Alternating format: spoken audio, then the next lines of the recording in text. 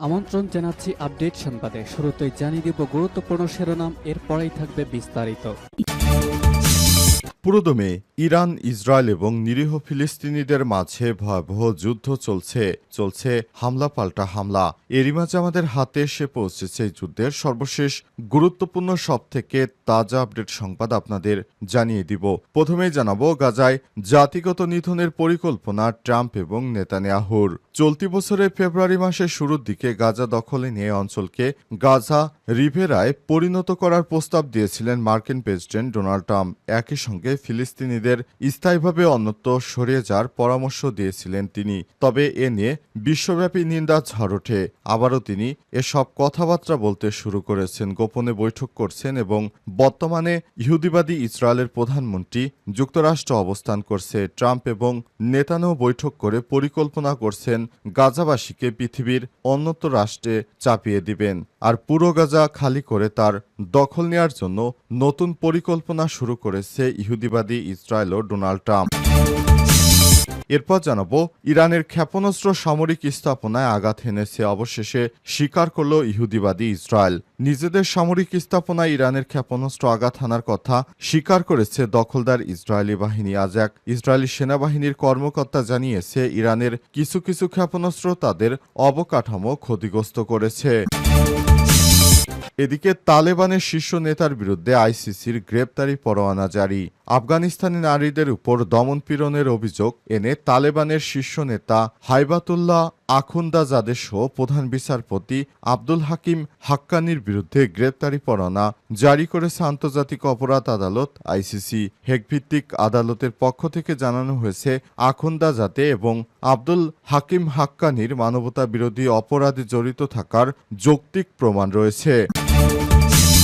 এদিকে পাবনার স্বেচ্ছাসেবক লীগ নেতা ভারতে গ্রেপ্তার। পাবনা জেলা স্বেচ্ছাসেবক লীগের নেতা এবং জেলা পরিষদের সদস্য প্যানেল চেয়ারম্যান নজরুল ইসলাম সোহেলকে গ্রেপ্তার করেছে ভারতীয় পুলিশ।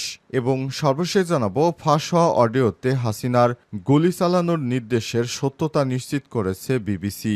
2024 জুলাই অভ্যুত্থানে বাংলাদেশ ছাত্রদের নেতৃত্বাধীন বিক্ষোভ দমন অভিযানে সরাসরি গুলি চালানোর নির্দেশ দিয়েছিলেন তৎকালীন প্রধানমন্ত্রী শেখ হাসিনা। তার ফাঁস হওয়া অডিও কলের সত্যতা নিশ্চিত করেছে বিবিসি বাংলা এবং সংবাদ মাধ্যম বার্তা সংস্থা রয়টার্স ও আল জাজিরা। প্রিয় দর্শক, এতক্ষণ শুনছিলেন সংবাদ শিরোনাম, এবারে বিস্তারিত। তবে তার আগে বন্ধুরা অনুরোধ থাকবে এই সংবাদটিতে একটি লাইক দিন।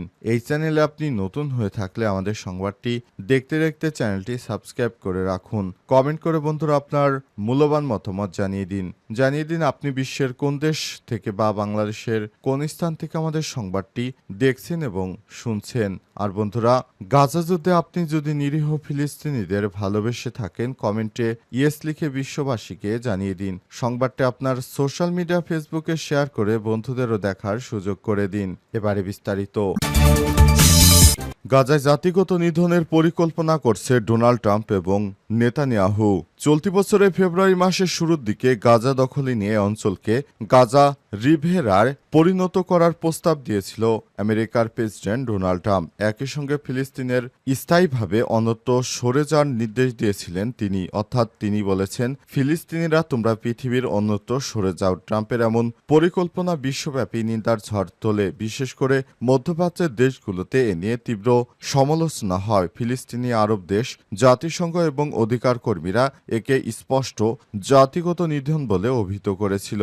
দ্বিতীয় মেয়াদে আমেরিকার প্রেসিডেন্ট হিসেবে ক্ষমতা গ্রহণের মাত্র 5 দিনের মাথায় গত 25শে জানুয়ারি প্রথমবারের মতো ফিলিস্তিনিদের বাস্তুচ্যুত করার প্রস্তাব দিয়েছিলেন ডোনাল্ড ট্রাম্প। সে সময় তিনি বলেছিলেন, দীর্ঘমেয়াদে মিশর এবং জর্ডান সরকারের উচিত গাজাবাসীকে গ্রহণ করা।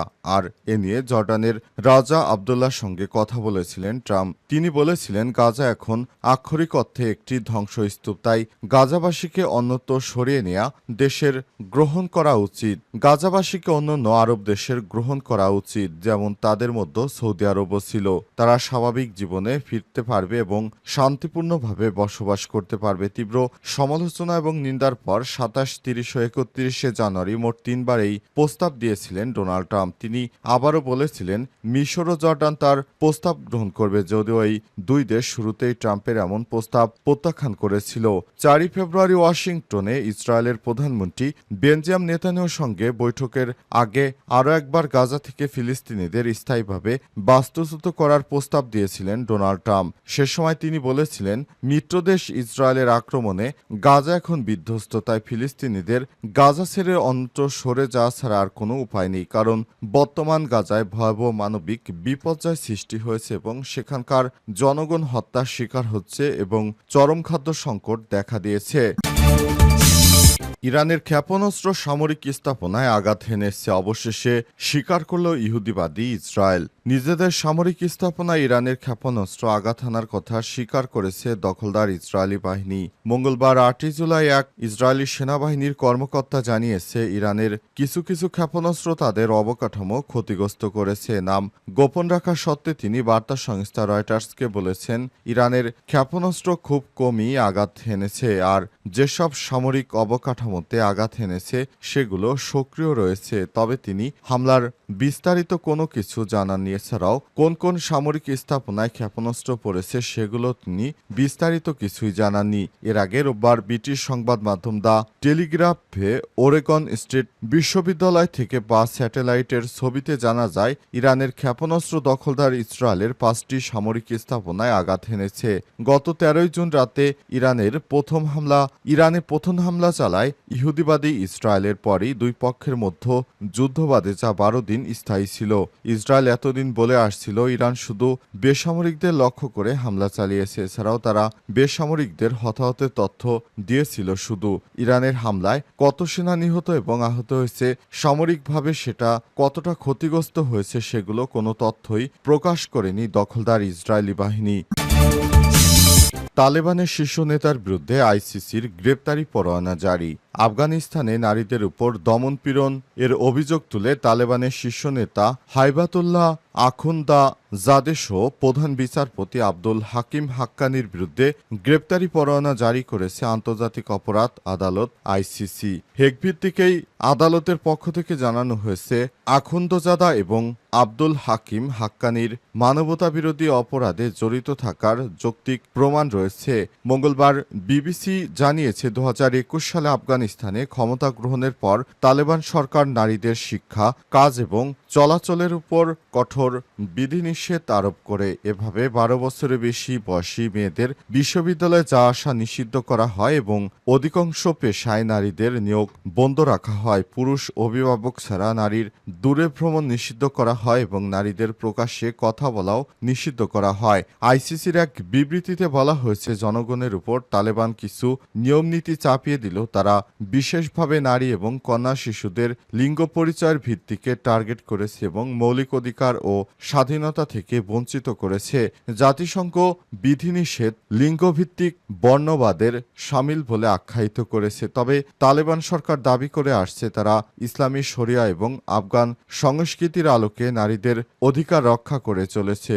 অভিযুক্ত আখুন্দজাদা 2016 সাল থেকে তালেবানের সর্বোচ্চ নেতা হিসেবে দায়িত্ব পালন করে আসছেন। 2021 সালে যুক্তরাষ্ট্রের নেতৃত্বাধীন বাহিনী আফগান ত্যাগ করার পর তিনি ইসলামিক আমিরাতের নেতৃত্বে আসেন। অপর অভিযুক্ত হাকিম হাক্কানি তালেবানের প্রতিষ্ঠাতা মোহাম্মদ ওমরের ঘনিষ্ঠ ছিলেন এবং 2020 সালে যুক্তরাষ্ট্রের সঙ্গে আলোচনায় তালেবানের পক্ষে প্রতিনিধিত্ব করেছিলেন। ফাঁস হওয়া অডিওতে হাসিনার গুলি চালানোর নির্দেশের সত্যতা নিশ্চিত করেছে বিবিসি।